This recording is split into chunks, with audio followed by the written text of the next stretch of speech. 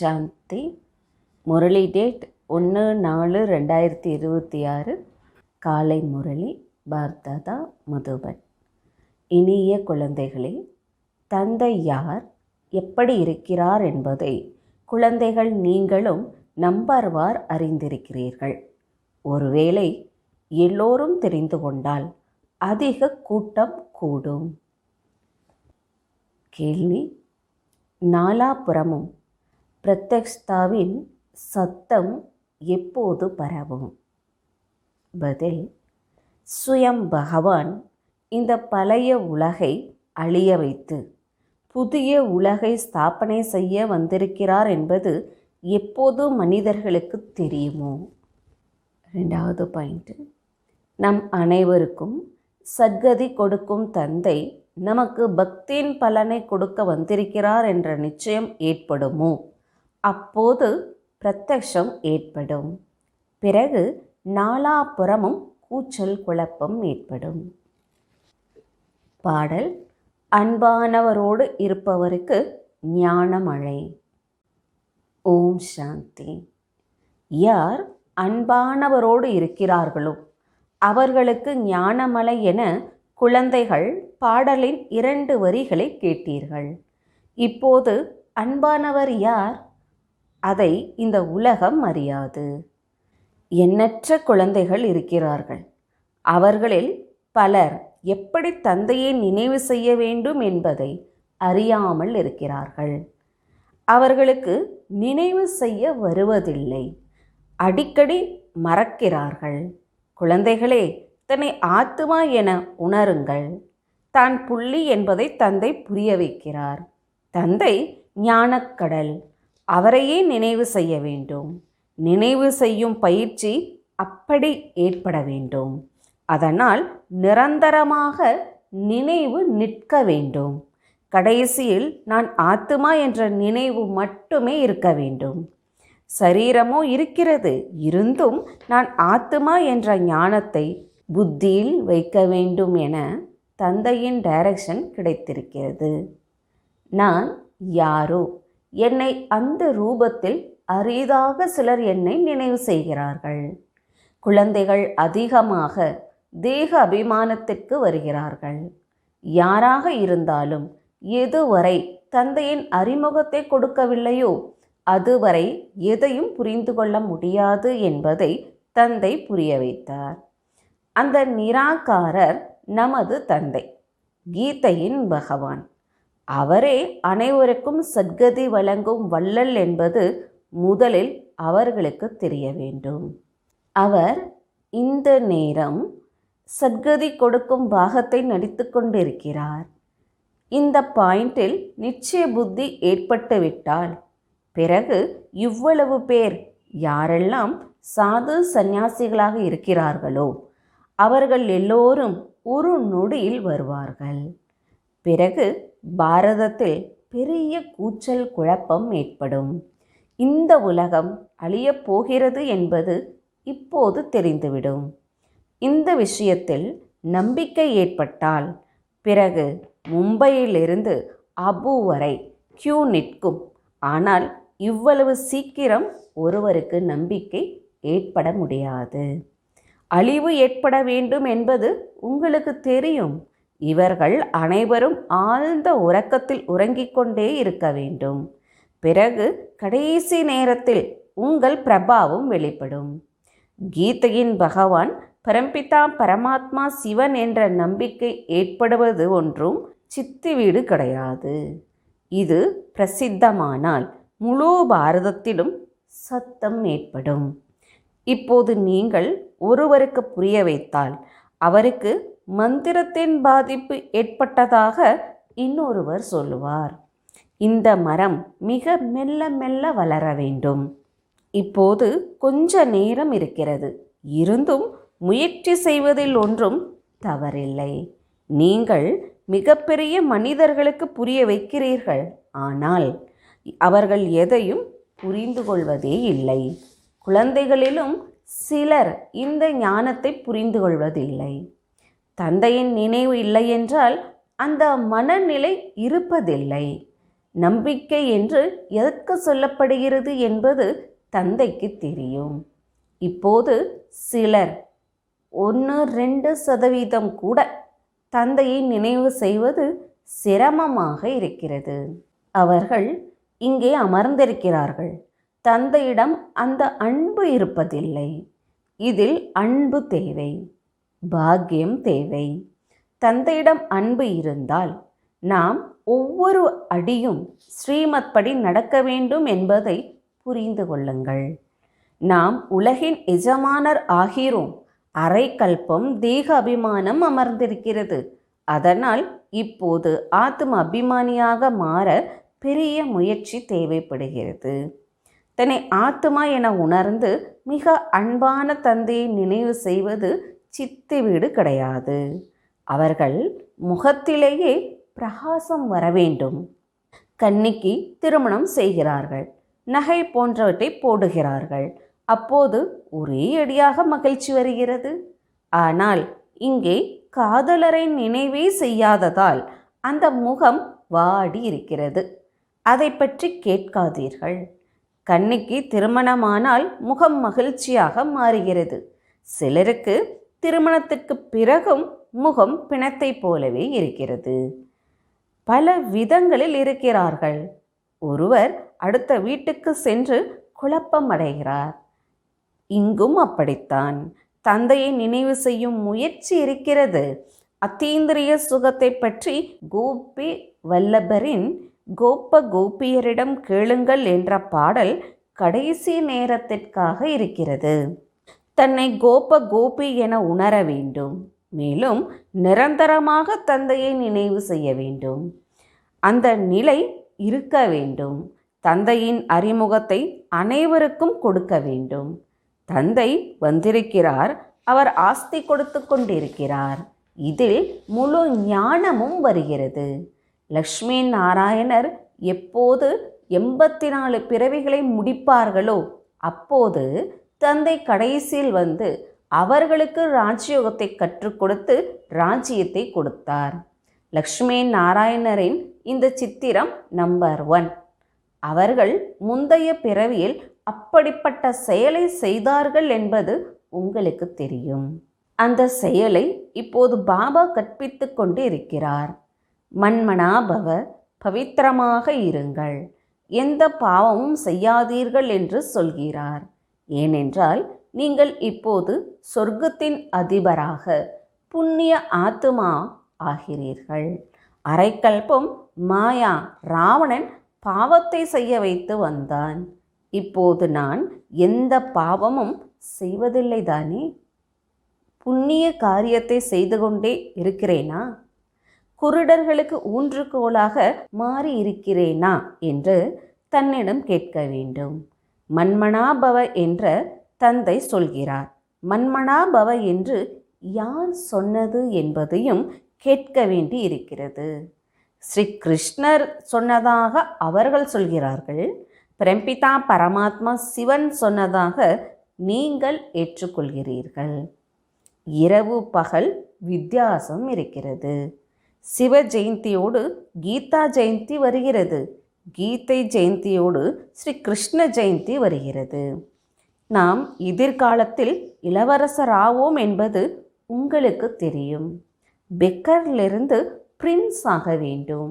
இதுவே ராஜயோகத்தின் குறிக்கோள். கீதையின் பகவானாக ஸ்ரீ கிருஷ்ணர் இருக்கவில்லை, அந்த நிராகாரரே இருந்தார் என்பதை நீங்கள் நிரூபித்து புரிய வைக்க வேண்டும். அப்போது சர்வ வியாபியின் ஞானம் போய்விடும். அனைவருக்கும் சத்கதி வழங்கும் வல்லல் பதீத்த பாவனர் தந்தையே. அவரை லிபரேட்டர் என்று சொல்கிறார்கள். பிறகு சர்வவியாபி என்றும் சொல்கிறார்கள். எதை சொல்கிறார்களோ அதை புரிந்து கொள்ளவில்லை. தர்மத்தை குறித்து மனதில் என்ன தோன்றுகிறதோ அதை சொல்கிறார்கள். முக்கிய தர்மங்கள் 3. தேவி தேவர் தர்மம் அரைக்கல்பம் நடக்கிறது. பிராமணர், தேவதா, சத்ரிய தர்மங்களை தந்தை ஸ்தாபனை செய்கிறார் என்பது உங்களுக்கு தெரியும். இது உலகத்திற்கு தெரியாது. அவர்கள் சத்தியுகத்தின் ஆயுளையே லட்சக்கணக்கில் சொல்கிறார்கள். ஆதி சனாதன தேவி தேவர் தர்மமே அனைத்திலும் உயர்ந்தது. ஆனால் அவர்கள் தமது தர்மத்தை மறந்து அதர்மிகள் ஆகிவிட்டார்கள். கிறிஸ்துவர்கள் தமது தர்மத்தை விடுவதில்லை. கிறிஸ்து நமது தர்மத்தை ஸ்தாபனை செய்தார் என்பது அவர்களுக்கு தெரியும். இஸ்லாம், பௌத்தம், பிறகு கிறிஸ்துவம், இவை முக்கிய தர்மங்கள். மற்றபடி சின்ன சின்னதாக அதிகம் இருக்கின்றன. அவை எங்கிருந்து வளர்கின்றன இது யாருக்கும் தெரியாது. முகமது வந்து கொஞ்ச காலம் ஆகிறது. இஸ்லாமியர்கள் பழையவர்கள், கிறிஸ்துவர்களும் பிரசித்தமாக இருக்கிறார்கள். மற்றவர்கள் எவ்வளவு அதிகமாக இருக்கிறார்கள். எல்லோருக்கும் அவரவர் தர்மம் இருக்கிறது. அவர்களிடம் பலவித தர்மங்களும் பலவித பெயர்களும் இருப்பதால் குழப்பத்தில் இருக்கிறார்கள். முக்கிய தர்ம சாஸ்திரங்களே 4 தான் என்பதை அறியவில்லை. இதில் தெய்வ தர்மமும் பிராமணியமும் வருகின்றன. அதாவது தேவதா தர்மமும் பிராமண தர்மமும். பிராமணனிலிருந்து தேவதை, தேவதையிலிருந்து சத்ரியர் என்பது யாருக்கும் தெரியாது. பிராமண தேவதாய நமக என்று பாடுகிறார்கள். பிராமண தேவதா சத்ரிய தர்மங்களை பரம்பிதா ஸ்தாபனை செய்தார். வார்த்தைகள் இருக்கின்றன, இருந்தும் கிளிப்பிள்ளையை போல படிக்கிறார்கள். இது முட்கள் நிறைந்த காடு. பாரதம் மலர்களின் தோட்டமாக இருந்தது என்பதையும் ஏற்றுக்கொள்கிறார்கள். ஆனால் அதை எப்போது, எப்படி, யார் உருவாக்கினார்? பரமாத்மா என்றால் என்ன என்பதை யாரும் அறியவில்லை. அதனால் அனாதைகளாகிவிட்டார்கள். அதனால் இந்த சண்டை சச்சரவுகள் எல்லாம் நடக்கின்றன.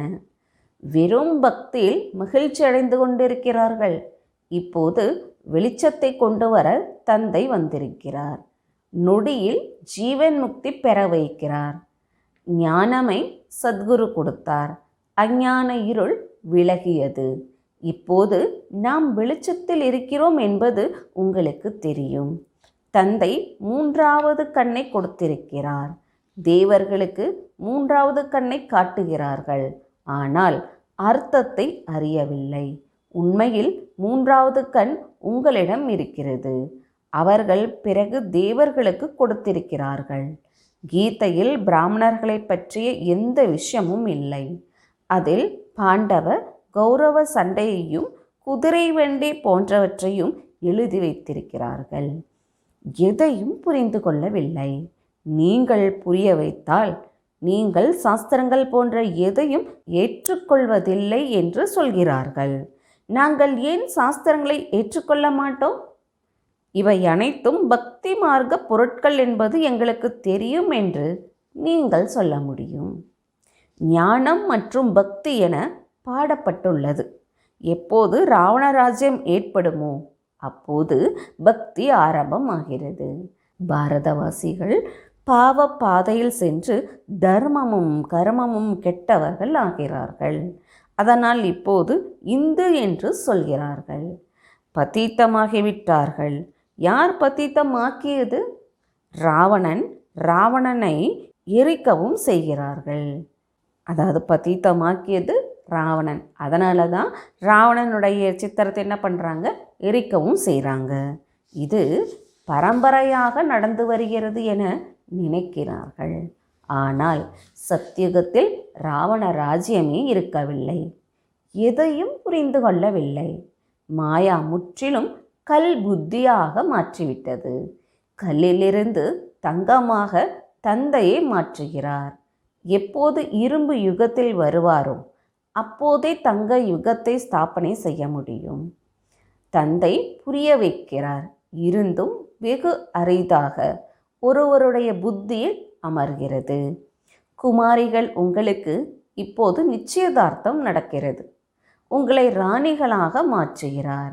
உங்களை கடத்தினார். அதாவது நீங்கள் என்னுடையவராக இருந்தீர்கள், பிறகு நீங்கள் என்னை மறந்துவிட்டீர்கள் என ஆத்துமாக்கள் உங்களுக்கு சொல்கிறார். தேக அபிமானியாகி மாயாவினுடையவராக மாறிவிட்டீர்கள். மற்றபடி கடத்துவது போன்ற எந்த விஷயமும் கிடையாது. என்னை மட்டும் நினைவு செய்யுங்கள், நினைவிற்கே முயற்சி இருக்கிறது. பலர் தேக அபிமானத்திற்கு வந்து விகர்மம் செய்கிறார்கள். இந்த ஆத்மா என்னை நினைப்பதே இல்லை என்பது தந்தைக்கு தெரியும். தேக அபிமானத்திற்கு வந்து அதிக பாவம் செய்கிறார்கள். அதனால் பாவத்தின் பானை 100 மடங்கு நிறைகிறது. பிறருக்கு வழி சொல்வதற்கு பதிலாக தாமே மறக்கிறார்கள். இன்னும் அதிகமாக துர்கதி பெறுகிறார்கள். இலக்கு மிக உயர்ந்தது. ஏறினால் வைகுண்ட ரசத்தை பருகலாம், விழுந்தால் சுக்கு நூறாக சிதறுவீர்கள். இங்கே ராஜ்யம் ஸ்தாபனையாகிக் கொண்டு இருக்கிறது.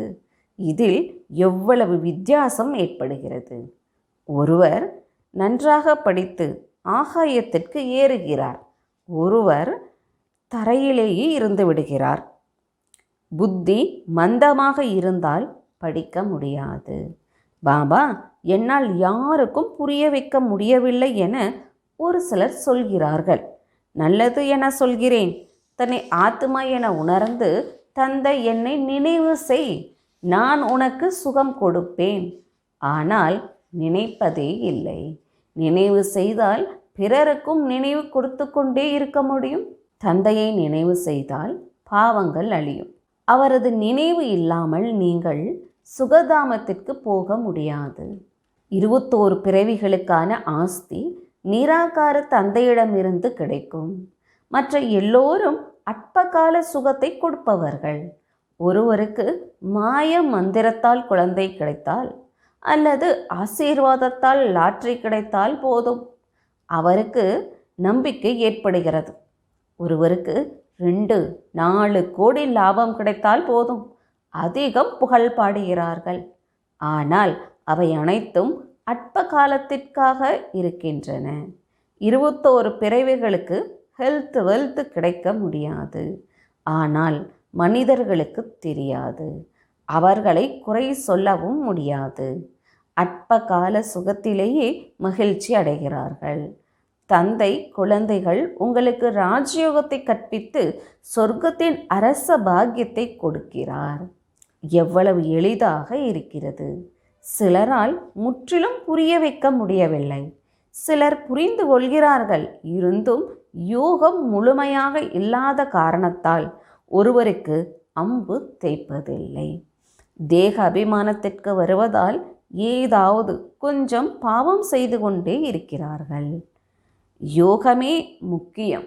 நீங்கள் யோக பலத்தால் உலகின் எஜமானர் ஆகிறீர்கள். பழங்கால யோகத்தை பகவானே கற்பித்தார், ஸ்ரீ கிருஷ்ணர் கற்பிக்கவில்லை.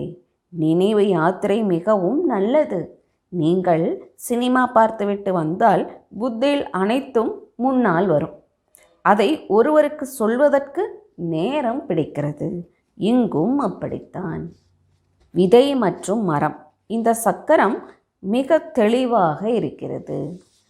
சாந்திதாமம், சுகதாமம் மற்றும் துக்கதாமம் நொடியின் வேலை. எனினும் நினைவும் இருக்க வேண்டும் தானே. முக்கிய விஷயம் தந்தையின் அறிமுகம். என்னை நினைவு செய்தால் நீங்கள் எல்லாவற்றையும் அறிவீர்கள் என்று தந்தை சொல்கிறார். நல்லது. ஸ்ரீபாபா குழந்தைகள் உங்களை நினைவு செய்கிறார். பிரம்மா பாபா நினைவு செய்வதில்லை. தனது நல்ல குழந்தைகள் யார் யார் என்பது ஸ்ரீபாபாவிற்கு தெரியும். நல்ல சர்வீசபிள் குழந்தைகளை நினைவு செய்கிறார். இவர் ஒன்றும் யாரையும் நினைவு செய்வதில்லை. அதாவது பிரம்மா பாபா சொல்கிறாங்க, என்னை மட்டும் நினைவு செய் என்பது இந்த ஆத்மாவிற்கு கிடைத்திருக்கும் டைரக்ஷன். நல்லது. இனிமையிலும் இனிமையான காணாமல் போய் கண்டெடுக்கப்பட்ட செல்ல குழந்தைகளுக்கு தாய் தந்தை பாப்தாதாவின் அன்பு நினைவுகள் மற்றும் காலை வணக்கம். ஆன்மீக குழந்தைகளுக்கு ஆன்மீக தந்தையின் நமஸ்காரம். தாரணைக்கான முக்கிய சாரம். பாக்கியசாலி ஆவதற்கு ஒரு தந்தையிடம் உண்மையான அன்பு வைக்க வேண்டும். அன்பு வைப்பது என்றால் ஒவ்வொரு அடியும் ஒருவரின் ஸ்ரீமத் படி நடந்து கொண்டே இருக்க வேண்டும். தினந்தோறும் புண்ணிய காரியத்தை அவசியம் செய்ய வேண்டும். அனைவருக்கும் தந்தையின் அறிமுகத்தை கொடுப்பதே மிகப்பெரிய புண்ணிய காரியம். தந்தையை நினைவு செய்ய வேண்டும். மேலும் அனைவருக்கும் தந்தையின் நினைவை கொடுக்க வேண்டும். வரதானம்: உங்கள் பார்வை மற்றும் உணர்வை மாற்றுவதன் மூலமாக உலகை மாற்றும் காட்சி அளிக்கும் மூர்த்தி ஆகுக. உங்கள் உணர்வு மாற்றத்தால் பார்வையை தெய்வீகமாக மாற்றுங்கள். அப்போது திருஷ்டி மூலமாக அநேக ஆத்துமாக்கள் தமது சரியான ரூபத்தை, சரியான வீட்டை, அதாவது சரியான ராஜதானியை பார்ப்பார்கள். இப்படி சரியான காட்சி கொடுப்பதற்கு உணர்வில் தேக அபிமானத்தின் சஞ்சலம் சற்றும் இருக்கக்கூடாது. அப்படி உணர்வை மாற்றுவதால் பார்வையை தெய்வீகமாக மாற்றுங்கள். அப்போது இந்த உலகம் மாறும். இது கண்ணல்ல, ஆனால் மந்திர பேழை என்பதை பார்ப்பவர்கள் அனுபவம் செய்வார்கள். இந்த கண்கள் காட்சி கொடுக்கும் சாதனமாக மாறும். ஸ்லோகன்: சேவையின் ஊக்க உற்சாகத்தின் கூடவே எல்லையற்ற வைராகிய உணர்வு வெற்றிக்கு ஆதாரம். அவ்யக்த செய்கை: மகான் ஆவதற்கு இனிமை மற்றும் பணிவின் குணங்களை தாரணை செய்யுங்கள். இனிமையின் குணத்தை தாரணை செய்பவர் இங்கும் மகான் ஆகிறார், அங்கும் பதவி பெறுகிறார். இனியவரை எல்லோரும் மகான் ரூபத்தில் பார்க்கிறார்கள். அதனால் இந்த இனிமையின் விசேஷ குணம் ஒவ்வொரு குழந்தையிடம் இருக்க வேண்டும். இனிமையின் தேன் யாரிடம் இருக்குமோ அவரது ஒவ்வொரு காரியமும் வெற்றியே வெற்றியாக இருக்கும். அவரது வாழ்விலிருந்து தோல்வி நீங்கிவிடும். ஓம் சாந்தி.